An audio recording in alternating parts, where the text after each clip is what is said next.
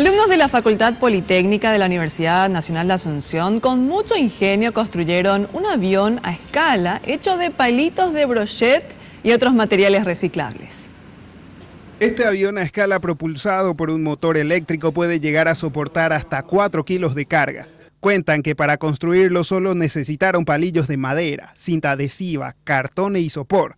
Se trata del proyecto de tesis de 2 estudiantes que desean recibirse de ingenieros aeronáuticos. El profesor Carlos Labrado de Brasil los ayuda.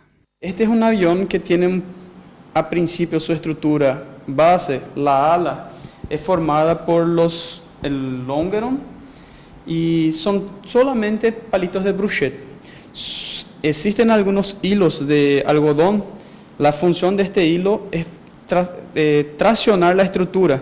Entonces, cuando yo pongo peso en él, el hilo también funciona para soportar la tracción. Para el profesional brasileño es un gran desafío incursionar en la aeronáutica en el país. A su criterio, Paraguay puede aspirar a ensamblar aviones en un futuro no muy lejano.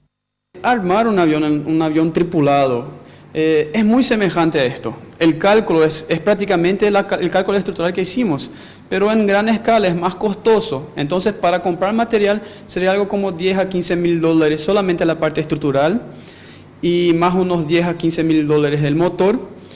Y lo que queda caro es la electrónica, el sistema de control, GPS, el sistema de radio, VOR o que sea, eso que es lo que es caro. Pero la estructura del avión, los ultralivianos, sería posible hacer un avión con creo que 1 año, 2 años de proyecto.